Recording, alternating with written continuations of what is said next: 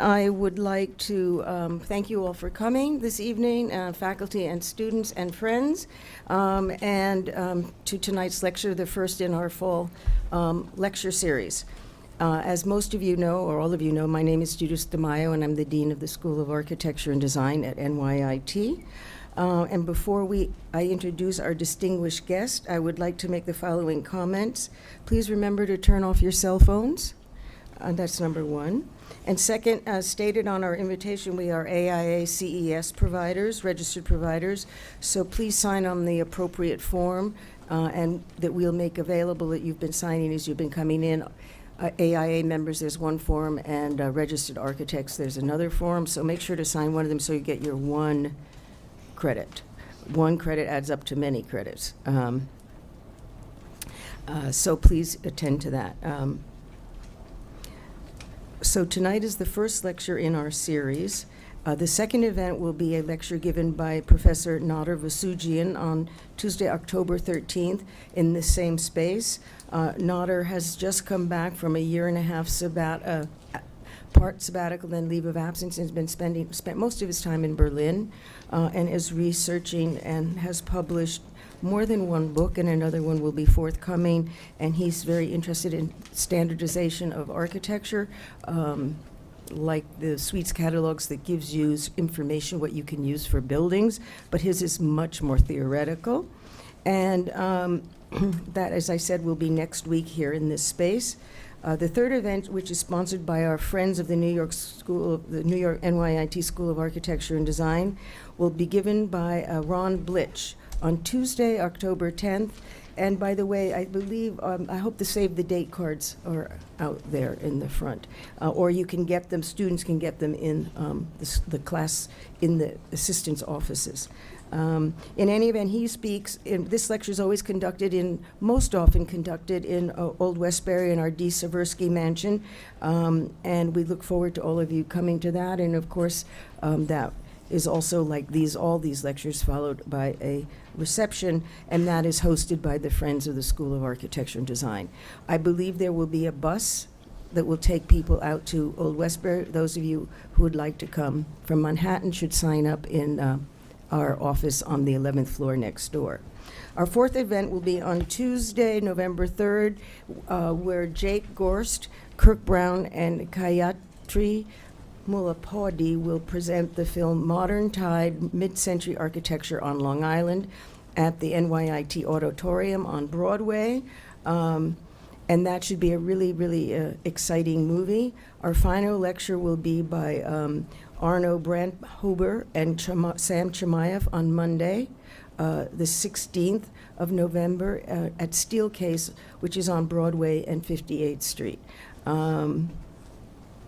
I would like to thank Jennifer Mitchell, who could not be here tonight. She's our special events coordinator for coordinating this event, and I'd like to thank Karen Nauer, who's outside helping as a stand-in for Jennifer.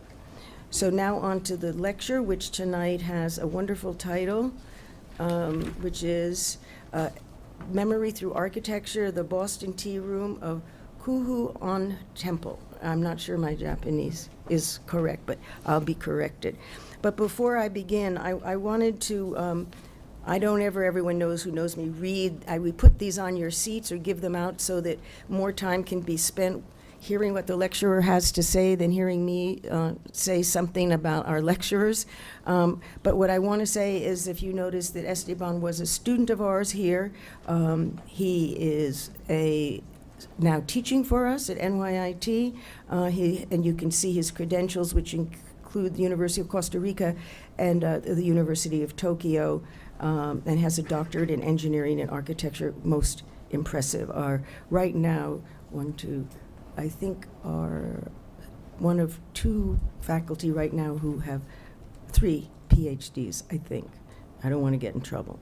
But in any event, what I'd like to say, more than address that, please read, is that Esteban had an exhibition that was here in the spring, and it went through the summer, and it was closed in September, and not certainly an ideal week for an opening or closing the first week school starts, I can tell you, but I do hope that people saw the show. It was unbelievably beautiful. It was truly beautiful. It was mostly, it was photographs. Hmm? Yeah, yeah, temples. It was temple. I knew that in Japan. They were stunning. The buildings are stunning, but the compositions were just really breathtaking. So I'm hoping that we get a peek at some of this in your visuals of some form or another. It was really impressive and very, very inspiring, and we're really, really lucky to have you on our faculty and as an alum of our school. So I welcome you and look forward to your talk. Thank you.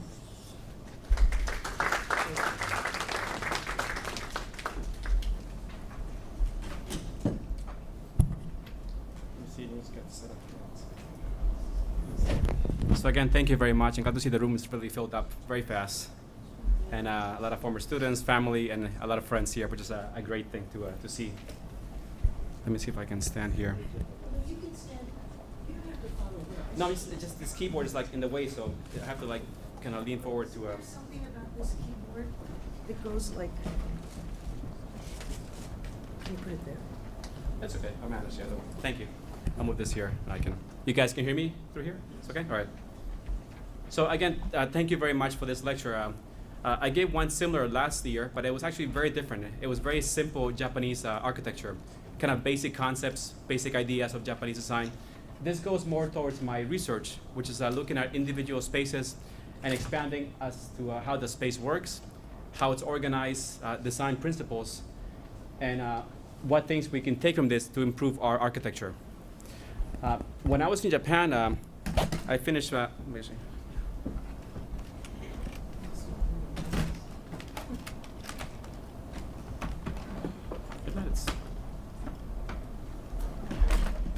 gonna need a key to like pass through the slides, right? So you can leave it there. It's fine. Manage. Okay. I'm gonna stand here, so this way at least I can look at the screen. It'll be easier. So when I was in Japan and I finished my PhD. Before that, I spent about 6 years documenting different buildings. There were temples, shrines, tea houses, dwellings, castles in different parts of Japan. And I was looking to find which buildings were most adaptive to the environment, which could control light, control views, ventilation, and could make the best use of space. And by looking at over 150 different building types, I found 2 that were actually very unique in Japan and actually were able to control the entire environment, plus use the inhabitant, the person that was there, to improve the view. So each person that was there was part of the building, and they defined how the view was experienced. So these 2 buildings, one of them is Koho-an Temple. It's located in Kyoto, Japan. It's part of the Daitokuji Temple. In this space, did take me 3 years to get permission to enter the space, but once I got permission, I could document it and survey it and get everything I needed to be able to look at it in more detail. One thing that is important is that the idea of capturing distant views, right? In Japanese architecture, the idea of how to transform the environment becomes very important. How you can change the experience, right? Whether it's the environment, how to make the space more personal. So each person that goes to that space can make the space personal. You know, they can make it their own space. They can modify it, they can change it, and it adapts to each person. Also, Japan has very limited space. Whether now or before, it was always very crowded, very little space, a lot of buildings, a lot of walls, very narrow roads.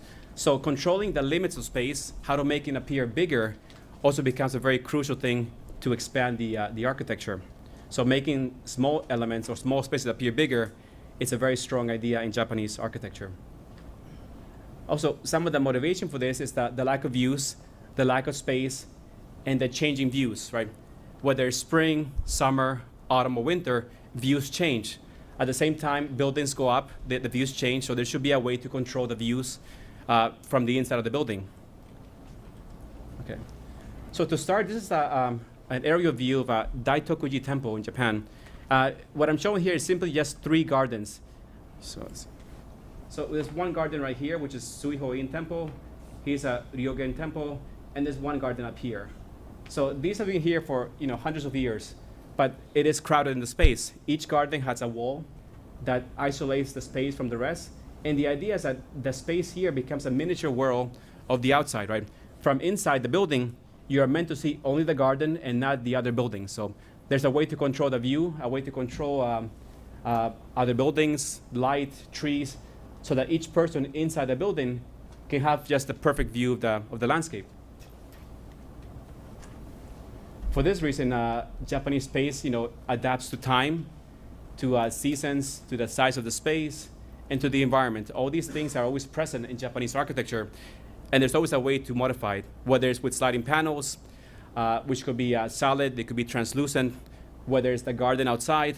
There are different techniques that are used, and the reason I call them memory in architecture is because memory plays the key role in each space, because your memory is there to create the final space, right?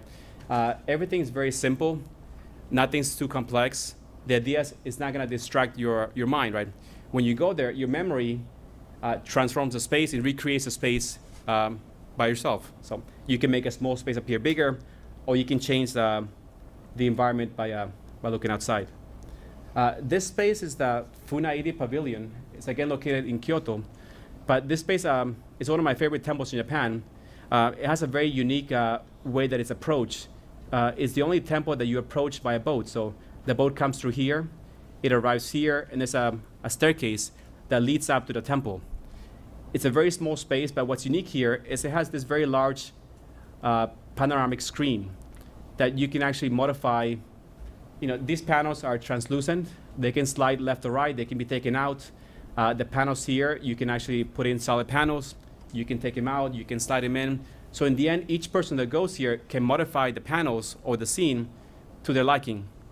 Whether it's summer that you might want to see the water, maybe in winter you want to see the snow and the trees, maybe it's spring, you want to see the cherry blossom trees outside. These screens can be controlled and they can shape the environment outside.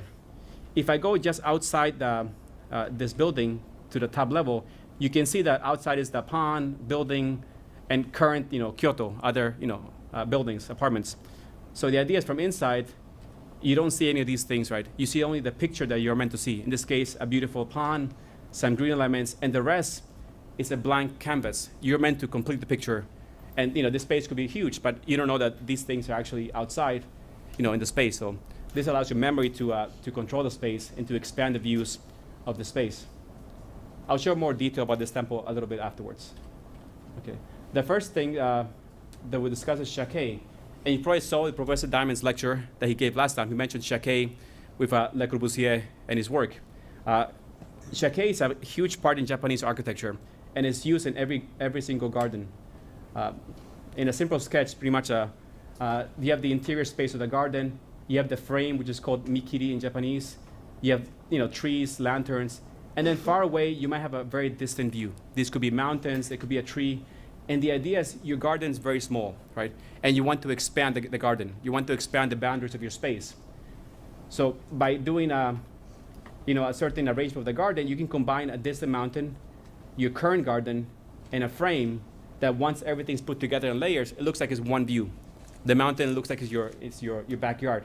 When exactly the mountain could be miles away in a different territory. The idea here is the frame, the garden, the view. Once you have these things from inside the space, the first thing is the person, right? How the person sits, their height, typically kneeling down the floor, becomes the first horizon line that defines the height of all the elements. Afterwards, when the person looks through the building, you get the frame, right? The frame is built up by vertical elements, which are the columns, and then the veranda here and the building's eaves create planes that are horizontal. So you create a full frame from the building. Afterwards, you start to make a garden that starts to change in scale from very small elements to middle elements. And here you might have a wall or maybe a tree. This wall, what it does here, it hides any detail or hides the horizon line behind this space. So typically from here, the space will rise. So in the end, it looks like you're looking at the base of a mountain. And behind here, you could have a house, a building, things that you don't want to see. And finally, towards the end is the view that you want to build into your design.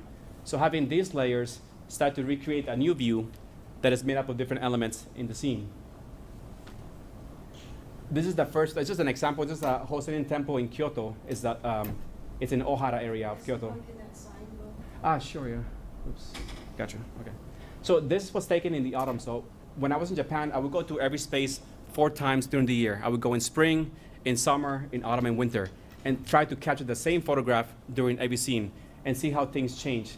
In this case, what you can see here is that the first thing is the frame, right? Vertical elements, things that are horizontal. Behind here, you have a hedge over here that hides the horizon line. Behind here, you have vertical elements, bamboo, that mimics these shapes that are here. And behind here, it's a distant mountain. It's actually pretty far away, that everything is combined into one scene. In the next one, it's a much more clearer example. A very clear hedge here that defines the horizon line. These trees here that are very vertical mimic the structure of the building here. And then the landscape, all these rocks are placed in a way that they create a very strong perspective. They get bigger, they gather your eye towards the back. And although things have changed during the years, these trees probably were not here before, but the mountain is still present there. You can see how the whole scene is composed of different layers in the scene here. Same thing here. In this case, unlike using a hedge, you have a mud wall here, the mountain, the trees. These are small hedges that are cut in a way that they create different scales. So when it's combined, this building was not there when it was built, but now it's part of the scene. You create a whole new environment of space. The next thing is mikiri, which means frame in Japanese. So the idea of frame, or the way of creating boundaries, it's a key thing, because through boundaries, you're able to create this little mix of interior, exterior space. The boundaries are very obscured, so you cannot tell what's inside or what's outside. And this is done typically through the change of light. Interior space is very dark. Typically, Japanese buildings have very long eaves, very deep eaves, because of the heat. It's very hot in summer. That creates a very hot, hot space, but also it creates a very dark space here. And when you have dark space to light space, that contrast creates a very strong obscure boundary that you can't tell where things finish and where things start again. In this building, it's a Kosanji temple in winter. Again, once you open like this door, right, you get a perfect view of the outside, right? Almost like a painting, right? The snow is falling, you can tell the whole environment. And these doors, again, can be modified. You can control the view depending where, when you go there, depending where the best view is, you can adjust the building to capture that view from day to day. This is a Sansenin temple. This room just shows that typically this room currently is completely open. There's no panels, but if you see here, all these elements here are where you could add different sliding panels. So this room could become 1, 2, 3 spaces, or it could be just one grand space. Once you get the grand space, you get a huge panoramic view of the space. And what you can see here is the landscape, it's always going up, right? So when you see it here, it looks like the base of a mountain, right? You can't tell that other things. And again, this hides the horizon plane, it hides other views, and it makes for a very nice incomplete view, right? You could be thinking it's a mountain there, but it's not. It's only a small part of the garden. Afterwards, you might have other buildings that are there.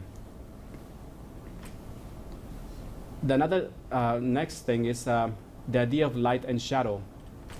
So through light and shadow, the building is able to create a very strong contrast between interior and exterior space. The person inside can get an idea of a mystery in the space, kind of things that you can't see, while outside becomes like a very majestic space. These two things help to make that view more dramatic, make it more like a picture frame where things are organized. In here, you have a pond, rocks, a small bridge here. All these things are done in a way that creates a very strong perspective, going from here to here. It's almost like a triangle shape here. So whoever's sitting here will see a very strong frame, which is just black, and then we get a set of different images, almost like a Chinese painting of these vertical landscapes. Here you get a very strong frame, so you get a view of multiple views of the garden, almost as if there were multiple paintings. Okay. Same thing here, just a view of the garden of Unryuji temple. Okay. And this is taken in the morning light, so this really shows the idea of this mystery of a space between the inside and outside.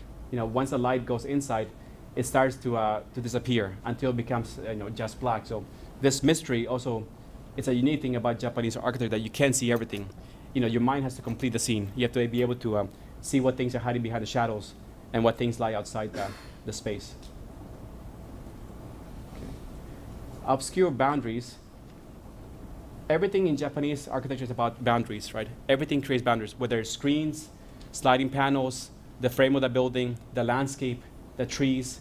Everything is there to create multiple boundaries, which create multiple layers. Right? These layers help to make the scene more deep. So in this case, you have a round window. Here you have panels that actually are built into the window, so they slide this way. So you can have a very vertical view. You can have a full circular view. And you are kind of giving a small hint of what's happening outside. But again, you're not given the entire picture. Okay.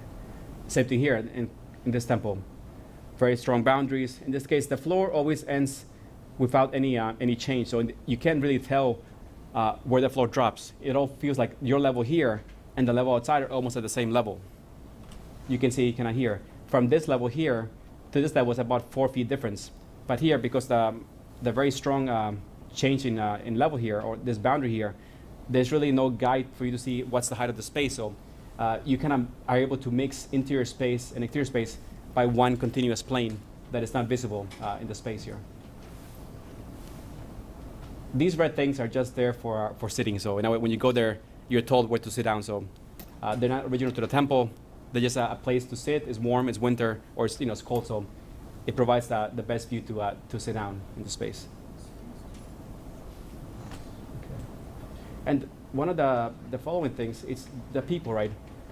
These views are made by a tea master or the temple's designer, and before they actually make the building, they spend time looking at what are the major views in the site. The mountains, the landscape. Where's the tea room gonna look at, right?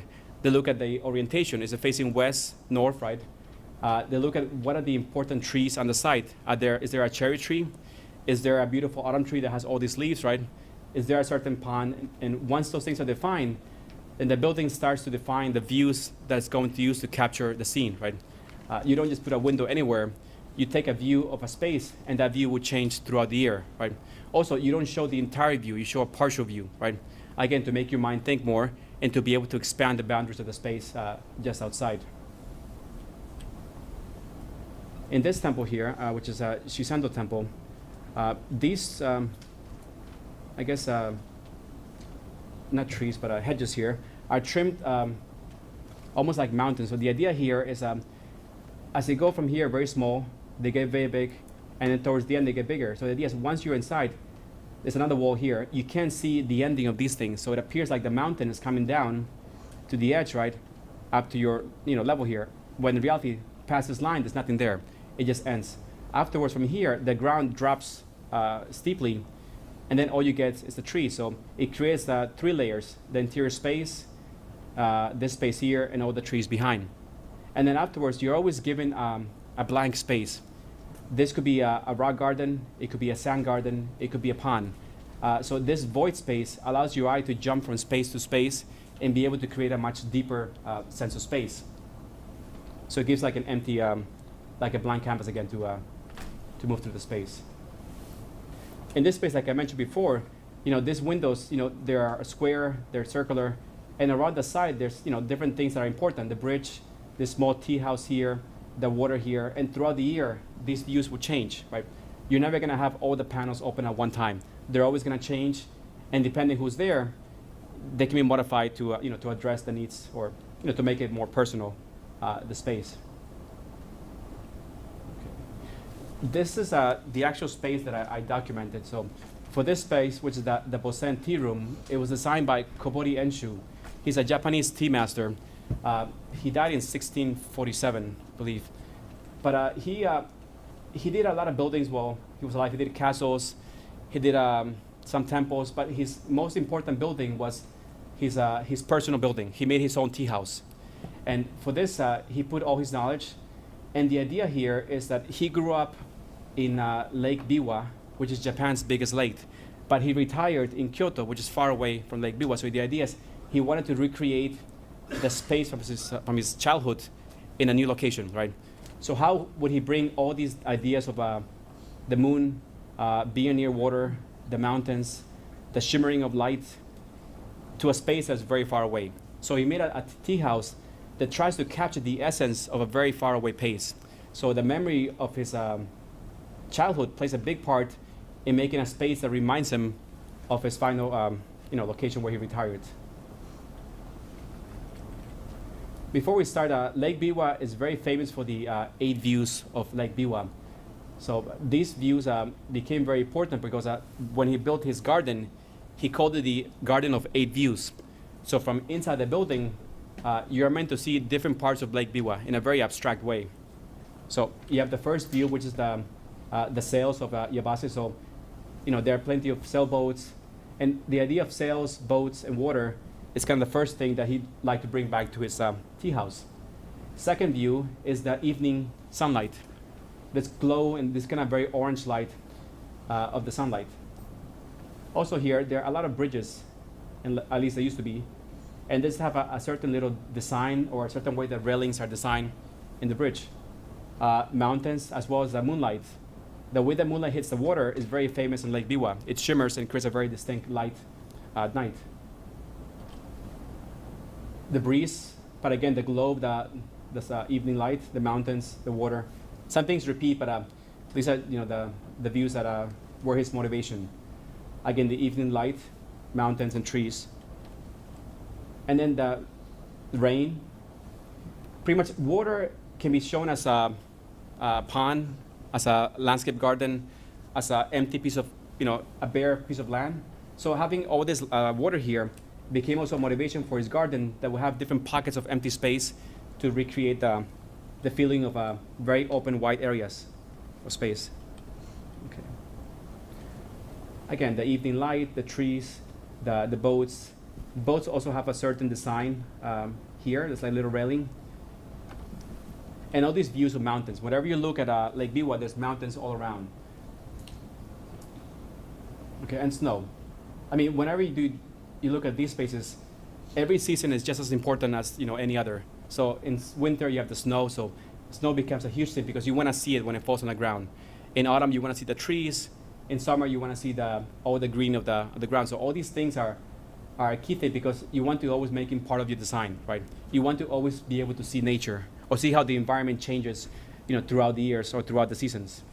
So having these 8 views, this is the actual temple complex, and this is the road Daitokuji Temple. You enter through here. It has a small gate, and then there are different ways to enter depending on your rank or your importance. You can go through here for the lowest, or the middle, or the highest one gets its own gate as you go farther back.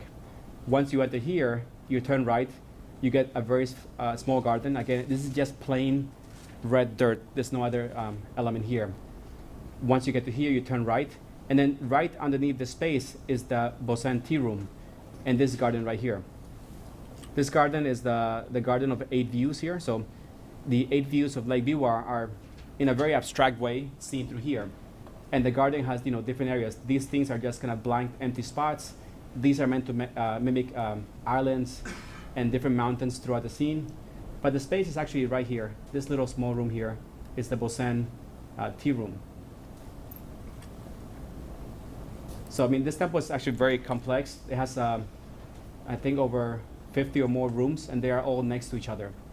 The way you approach this tea room is, first of all, you come through here. You go through this outdoor area. You turn right here, and this becomes like a waiting area where you enter through here. Also, very important in this temple is the change of experience. Any tea house is meant to be a very simple space. No gold, nothing luxurious. So before you enter the space, this room here is completely full of gold details, all these paintings. But once you enter the space, the idea is you change to a different world.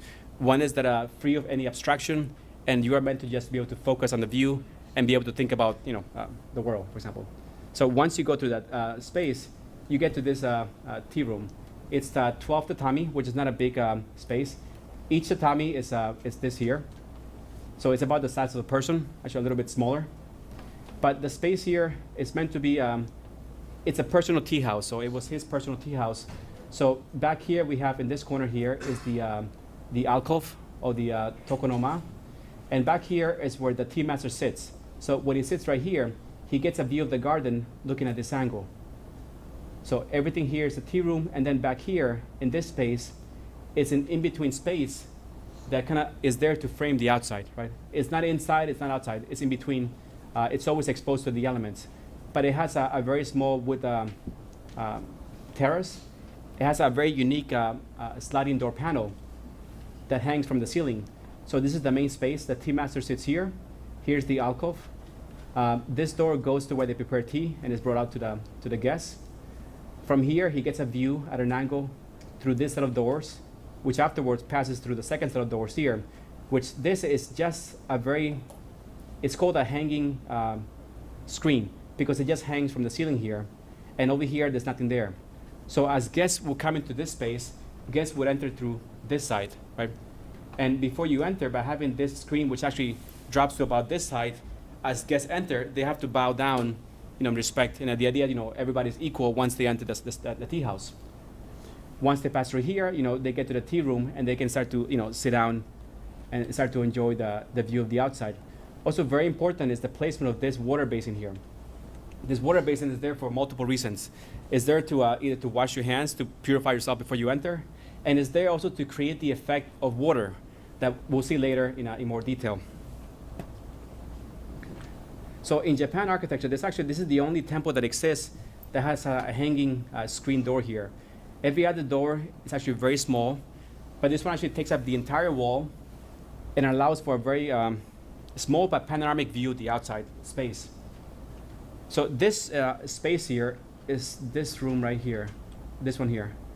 So before you get to the actual tea room, you pass through this space, and you can see that, it's very organized, very detailed. It has these gold details here. These panels are, very, very elegant with gold paint. Everything is very elaborate. But once you pass through the doors, all those things end, right? Everything becomes just simple wood, simple straw mats, white paint, and there's no more elegance or no more of those things. Once you go there, you're there just to look at the view. You're not there to appreciate any of these panels or any of those details. You can see here that that's hanging panel door that comes down about this side. From here, you get a very nice view of the bottom of the garden. Okay, that's looking towards the inside of the space. So the tea master would sit right here. From here, what's unique is he gets several views that start to mimic the idea of being near Lake Biwa. First of all, he gets a view towards the outside here. He gets a view here. It recreates a second window, a window that frames this mountain that is painted over on this screen. So from here, he's looking through a window to get a very 2D view of a mountain that's there. And these mountains are continually painted throughout the whole screen as you move right through the picture. Okay. So here, sitting in the actual tea master's position, the mountains continue here, eventually becoming the view that you see throughout here in the space. In this view, if you look at this detail right here, this little railing is meant to mimic the railing of a boat. So same style, same design. So as you look from here, you get little details that remind you of water. The first one is being this railing here that mimics the boats, the traditional boats in Japan. You get the mountains that are here, and here you get a window that frames a painting inside the alcove here. This is the space in between the space right here. Once you go out to this level, you can see that this screen drops down to here. And as you enter the space, it forces you to bow your head before you enter. But at the same time, it creates a very strong frame here that is horizontal that lets you see only the bottom of the garden. This steps down here, you have the water basin.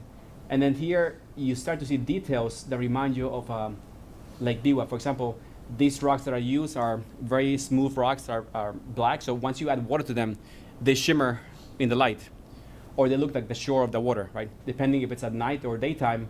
There's also a small lantern here that once you put a candlelight, the light will reflect of the rocks, and they will create that shimmer effect in the evening lights. Right in front of the temple of the tea house is this very large hedge, which is there to control the view, right? With this being there, you hide other buildings that are behind, you hide the horizon line, and you're made to look at only the bottom of the space. You can't see the sky, you can't see past the level of this space.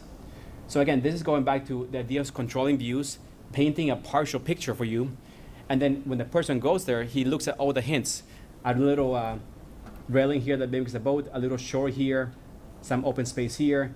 Those things start to recreate a scene, of a new view. Whether you're Koboriensho or you're a guest, you're able to recreate a scene and reimagine what's happening outside the space. Okay, so all these things are the things that he was looking to bring back to his temple. shimmering shoreline, the water, the views, the idea of boats, the idea of bridges, and the evening sunlight. The tea room, let me go back one. The tea room here is facing west, so it always gets a very strong evening light. So the light reaches all the way to the back of the tea house, and it creates this very nice orange light towards the evening. So from this point is where I change, okay? So this is actually a 3D model, okay? So this tea house, it's a national treasure, so I can't be there all day long, documenting. So what I did was I went to the tea room, I documented everything, I took down materials, I spoke to the monks there, and then I built a very detailed 3D model of the entire space, outside, inside. So I modeled every tree, every rock is modeled to get the most accurate reflections and everything. And here I was trying to make an evening, more like a night view. So once you have lights that I added here, sometimes we have guests, the lights will reflect off the rocks and will create that shimmering effect that you can't see unless you go there at night. And you can't go there at night, it's impossible. They won't let you inside the space. So I'm trying to use 3D modeling and rendering to recreate views that are not possible and to analyze light and shadow in buildings are historically very important, and you're not allowed to do any long-time research. This is also a rendering, but it showed the evening sunlight. The light will penetrate all the way to the bottom of the tea house and create that nice orange light that recreates the evening light in Lake Biwa. Also, this water basin will have a much more important effect afterwards that I will show. I also used, when I document buildings, I typically use a wide angle lens, or I use an 8mm lens, because these are very small spaces. So the only way to capture the space is to have a very fisheye lens that captures the entire space.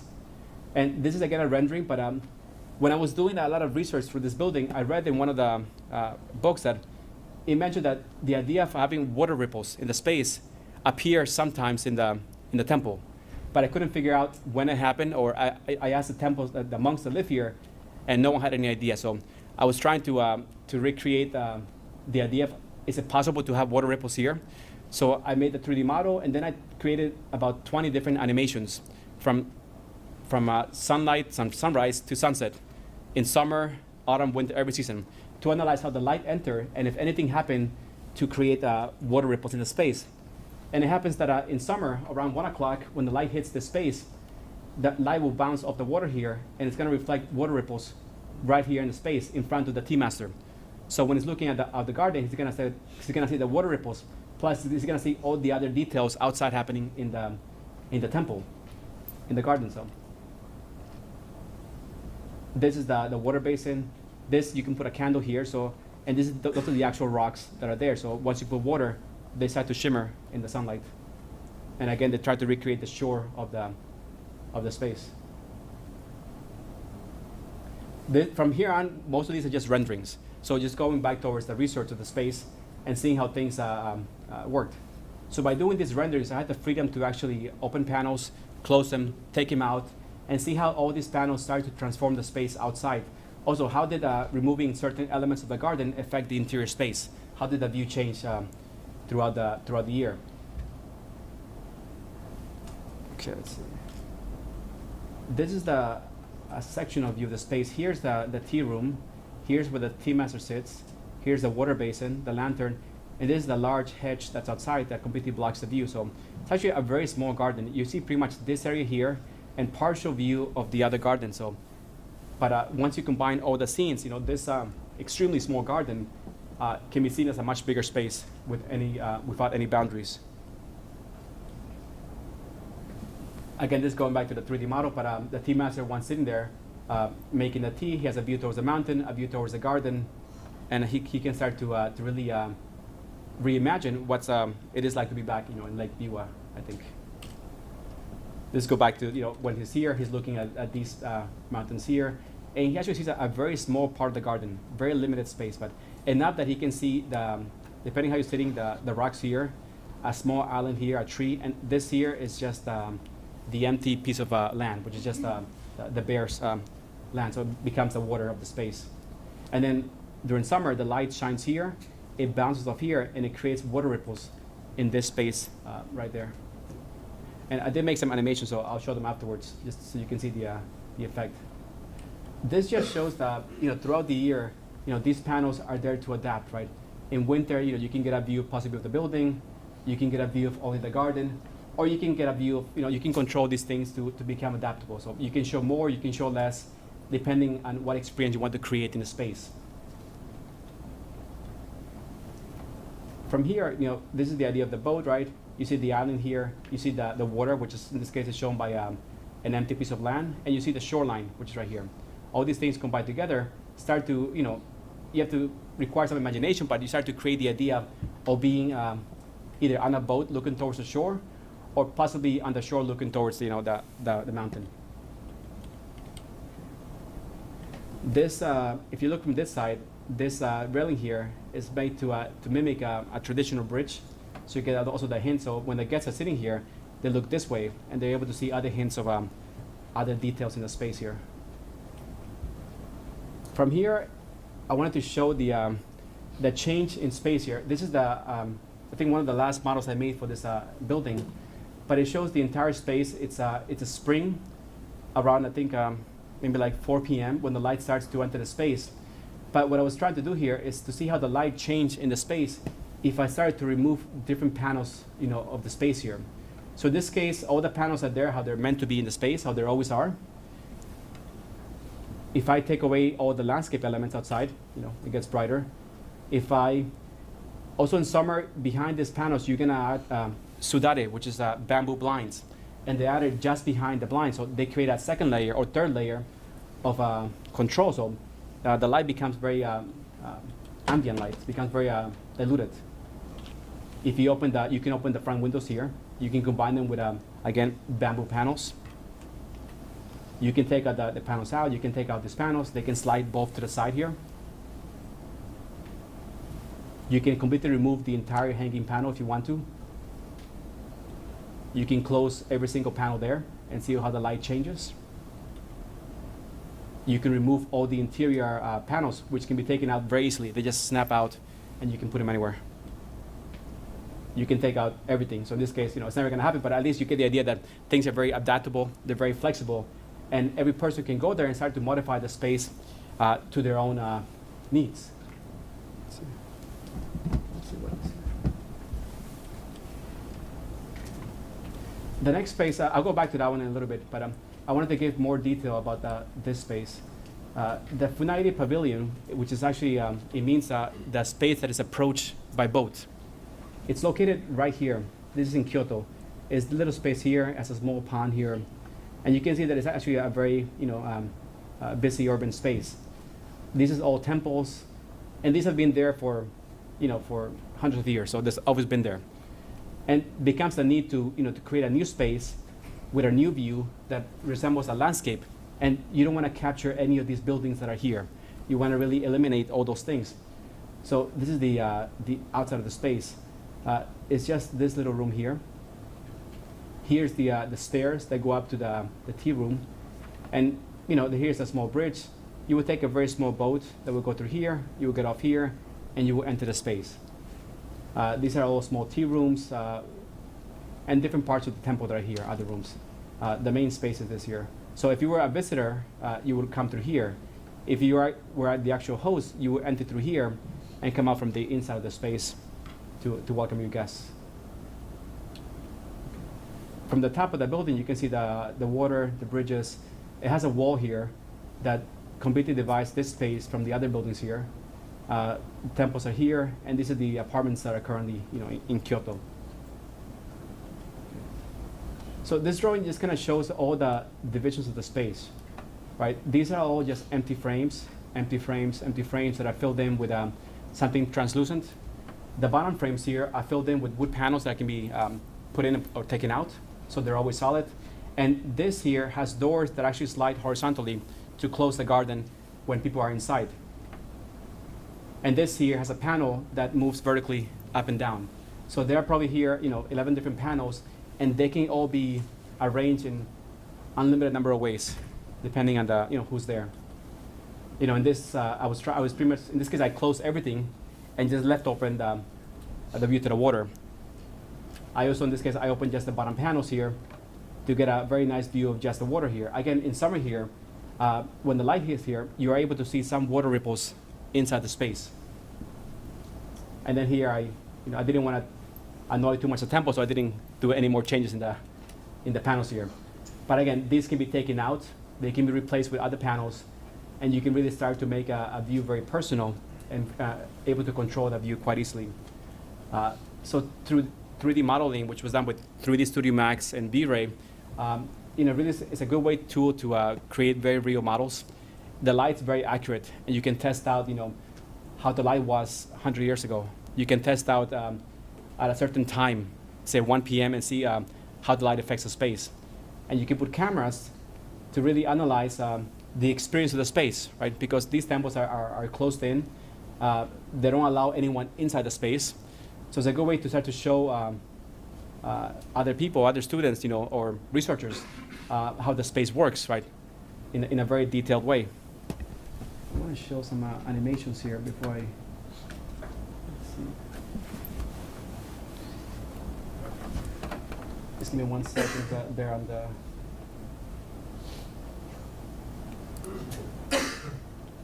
So the animations are going to show how the light works in the space from morning to, where's my computer? Documents.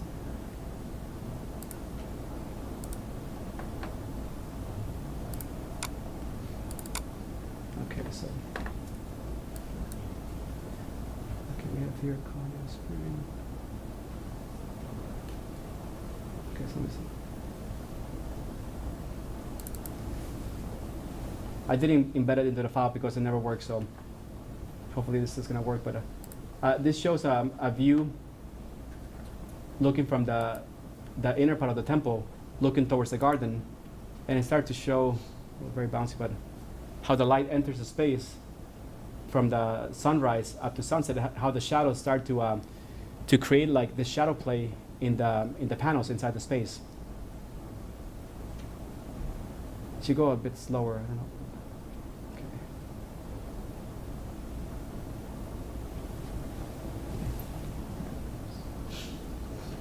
And then once you get to the evening, the light becomes very orange light and starts, to get all this play of shadows and light towards the interior of the space.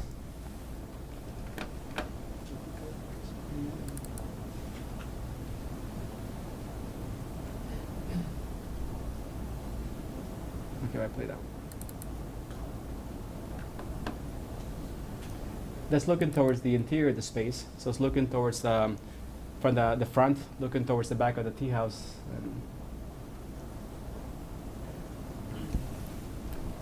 It's a very small file, so it should be playing properly. Let me go back and maybe the memory will update faster.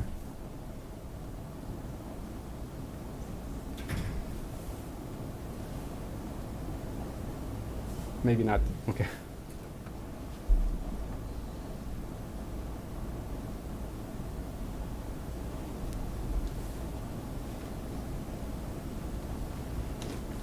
So what's important here is in the evening light, this wall here becomes almost like a canvas for the light of shadows. It could be the shadows, the very orange reddish light that hits the back. And this happens typically in spring and summer. Once you go to winter, the light starts to hit only in this side of the space. So these views, are not possible. And the light becomes quite nice towards the evening. Though I wish it would play more smoothly and wouldn't break so much, but.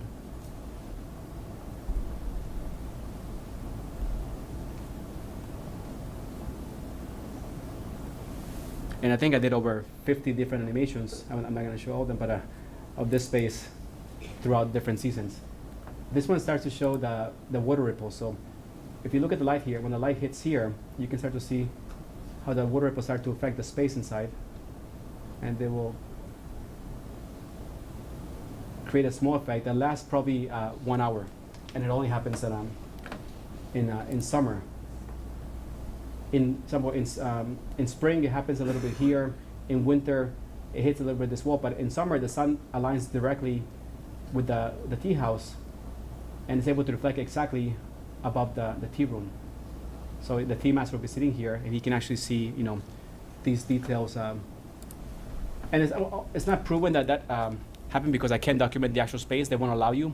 But by looking at the details of the research and the text that they mention, water ripples in the space, you can start to imagine that this could be possible, and by having this program, you can start to mimic these things, right? And you can make an argument that it is possible to have water ripples into space at a certain time, and it does connect to Kobo-Riencho's style, that he wants to connect Lake Biwa to his temple to become like a memory of his space. So this temple is able to recreate the entire scene. You can see the mountains, you can see the water, you can see the shore, you can see the shimmering light, you can see the water ripples, all in one space, right? By showing just very small glimpses of the space, you're not showing the entire picture. And then once you go there and you sit and you look out the window, you can look at all the details and you can start to put together a new scene, right? You can reimagine a new environment, right? Whether it's this temple or a different space, you can start to transform very small spaces, right? You can take a small space, you can make it appear bigger. Having the memory that you use as a tool to create a new picture becomes quite crucial. You have a certain view to a small garden. It could be a small house. If you look only at the garden, you can't see the rest, right? So that becomes a very important tool to try to expand the boundaries and start to use memory to expand the space that you make. Some of the views here. And this is just the plan of this space. It's just a very small tea room. It's right here. So this is just the staircase, right? It's just 9 tatami here. You go through here, you sit around the edges here, and you look out here's the pond in the space. And that's pretty much I hope it was more like refined.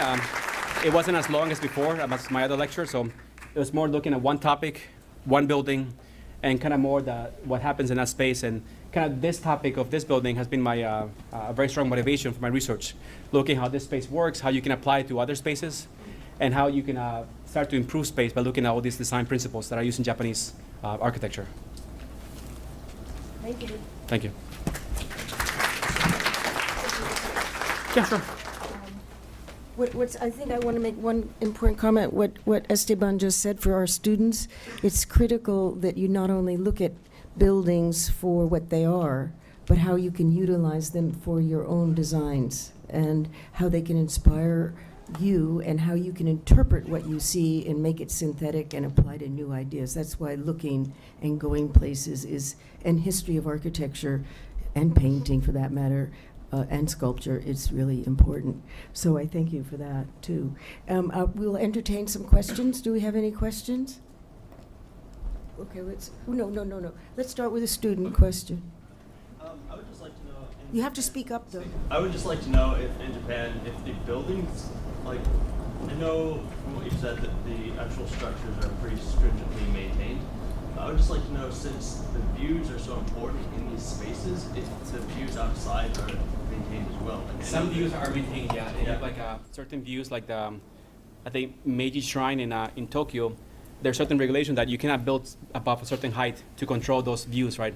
In Kyoto, it doesn't happen as much now. That's kind of been overseen. So a lot of new buildings are going up, and the views are lost, right? So it becomes more a need to control the view even further. Yeah. Another question was over there. Yes. I noticed Speak up that, there, please. I noticed that they would choose the garden bigger than the house area. So was there like a major reason for that? Even Well, though the garden really, typically the gardens for small, right? Because the space is very limited, right? There's very limited space to build, right? Depending on the importance of the temple or the person, they got, a bigger garden or a smaller garden. Overall, typically most are quite small gardens, right? But it really varies depending on the user, right? The garden is meant to be big enough so that from inside, you can try to control the view in a way that you can expand the boundaries afterwards. Even if it's very small or so on, the building can start to control the views. Or once you build it, depending on how much space you have, you can start to, from the beginning, design according to those spaces and see how big is the garden according to your building, depending on how much space you have to start with in the space. Other questions? Yes. How do they maintain heat inside during winter? That's what I want to know. Well, they're always very cold, yeah. Winter, if you're staying in a Japanese house or a temple in winter, it's extremely cold. There's no insulation, yeah. The walls are very thin, right? these panels are just paper panels, right? They're millimeter thick. You could put other panels in front, but they're still, maybe an inch thick. The floor is made of straw, so it breathes, has a lot of air, which is good for summer. So, I mean, Japanese buildings you always say that they're made for summer, right? They're made to breathe, and, they work with ventilation, but in winter, they're extremely cold, yeah. Yeah, that's true. Are they meant to be used then in the winter? Yeah, they're used in winter, of course, yeah. You just dress warmly. And, but they're definitely meant to use in winter, yes. It's obviously, these are traditional buildings, right?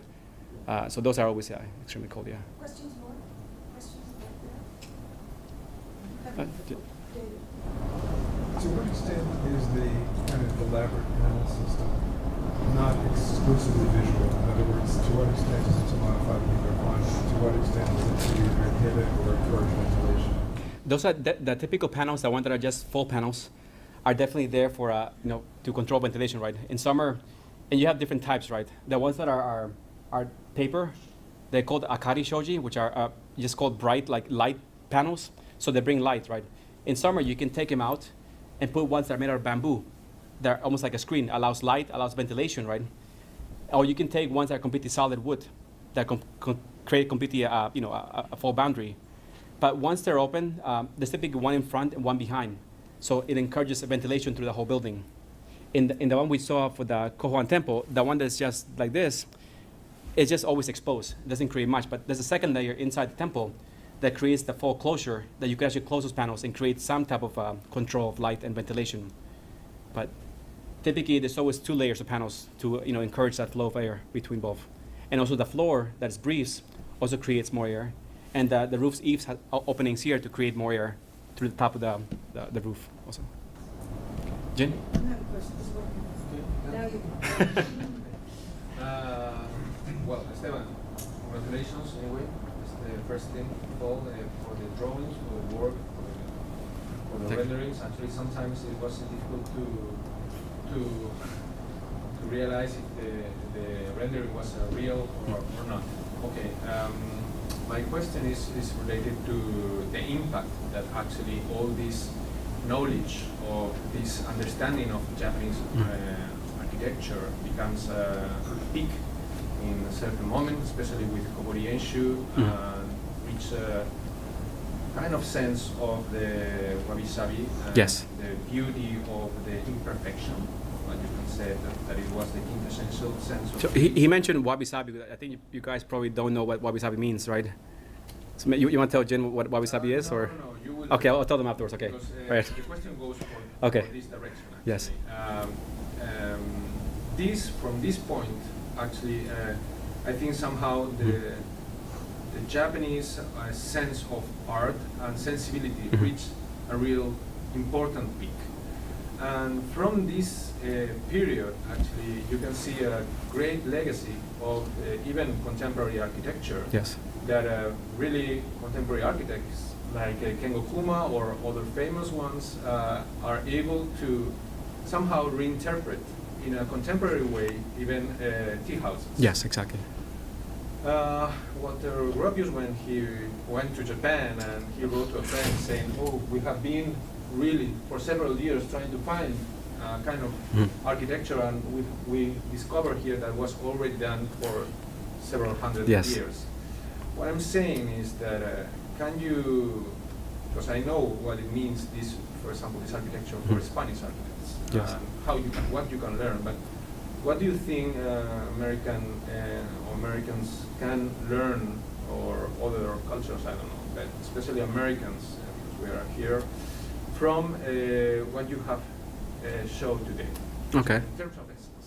Okay, so go back to the beginning. Kobori-enshu, like I mentioned, is a tea master, right? And different tea masters have different styles, right? Or different things they follow. Jin mentioned wabi-sabi, which is a design method used to, wabi-sabi means everything is natural, right? Nothing is elegant, right? Everything is simple. The idea is a simple space will encourage you to better enjoy the space outside, right? So it's just simplicity, what wabi-sabi means. Going to his question, when I look at Japanese design, I also teach urban design at a different school. So I look at how urban design and this maybe can be improved, right? But I always see students all the time, right? When they design, they don't consider, views, orientation, height of spaces, the user, right? They just make spaces, so whether it's me or it's other architects, I think this can say that, every space is unique, right? Every space can be adapted, right, to any situation. If you have no views, you can make your own views, right? If you have a small space, you can make the space appear bigger. All these things just say that, having these limitations, whether it's views, light, limited space, are not an obstacle for designing, right? You can see here that all these spaces can be transformed, are very adaptable to everything. So again, I also worked for Kengo Kuma for a long time, and being there, I saw him design, very, very contemporary tea houses, buildings that still follow all these ideas. Whether it's very modern or contemporary, you're still there to create views, right? You're still there to control the space, and you control the experience of each person that goes there, right? By letting them see certain parts of the landscape. So I think looking at the space that is extremely adaptable becomes a very useful element.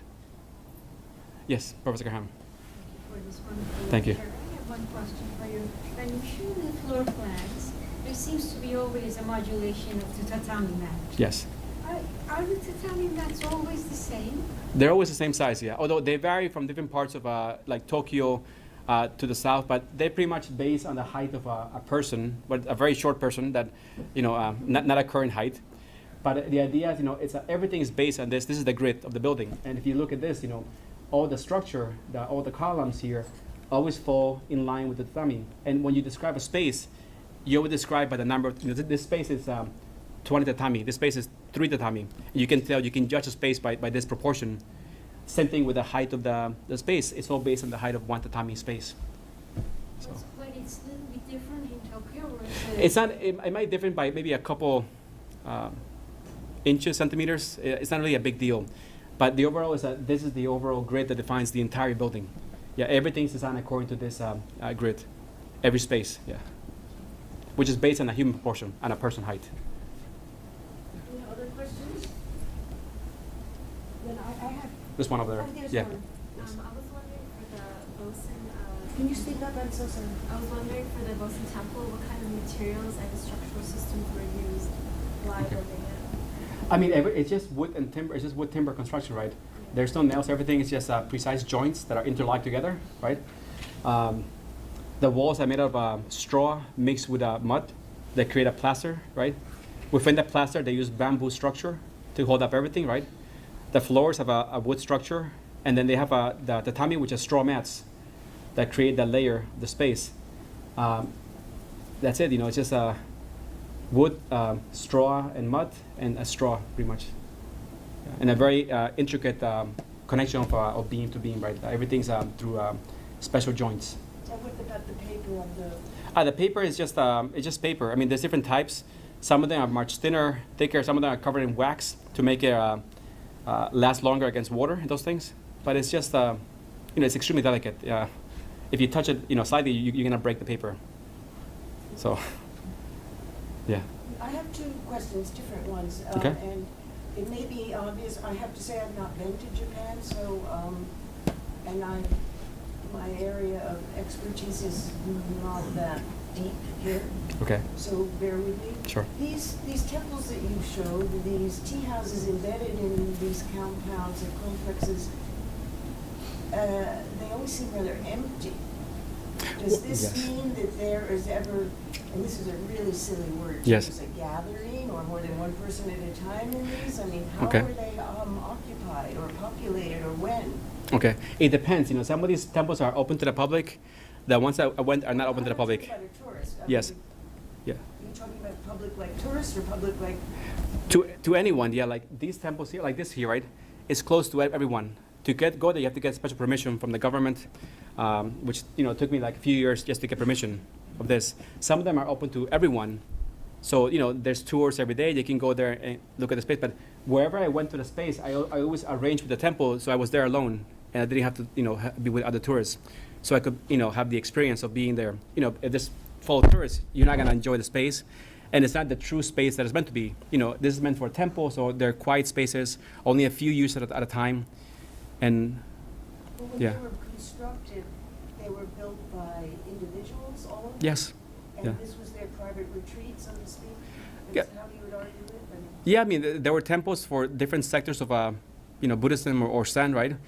They have their, the monks, the followers of the monks, right? They might have people that take care of the garden, but it's just their home, right? Where they get to practice, their religion and those things. And they can host guests, but not really a lot. Yeah, they're typically very private spaces. Yeah. So these are monasteries, right? Yes. The Buddhist communities. Yes. But aren't there also sometimes tea houses and private residences? Yes. Oftentimes tea houses are freestanding pavilions. Yes, exactly. But the ones that you've shown today are embedded Yes. within larger fabrics. Yes.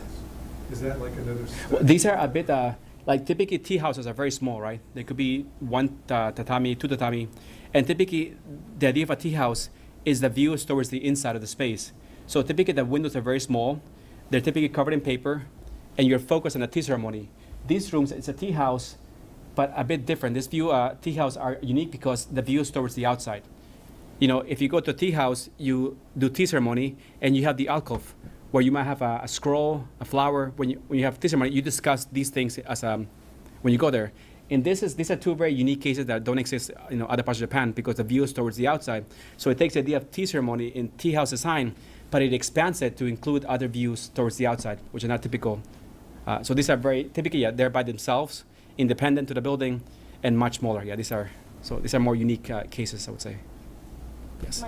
Sure. My question, you've talked about, and they're explicit from when you take the frame view and you look into the landscape, the foreground, middle ground, background, Yes. and the various seasons, Mhm. and when you are photographing or when you're in these spaces, and again, I haven't been actually in Yes. any of them, there's a great quality of serene and, of course, modernist sensibility Yes. and minimal sensibility.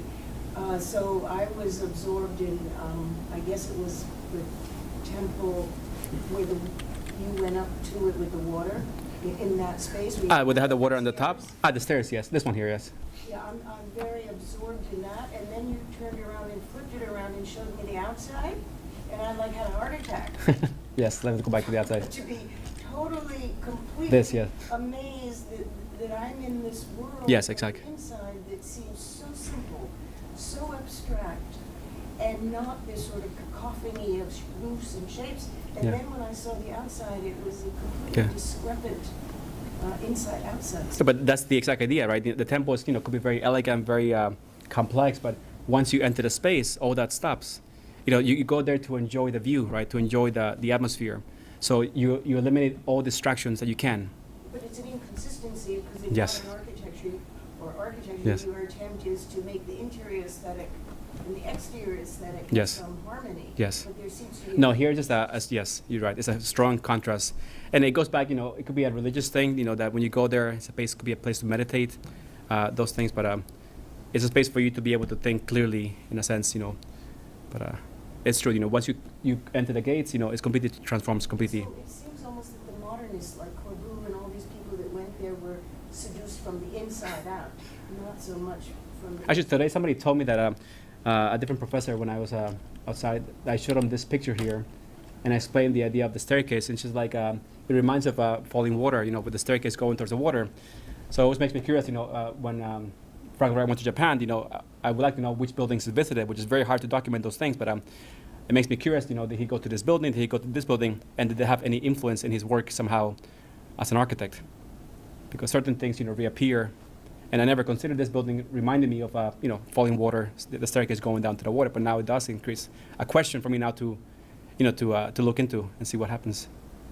Yeah. I say that somehow it's true that this, what you appreciate in this building happens actually. There's a kind of imbalance between the outside and the inside. Yes.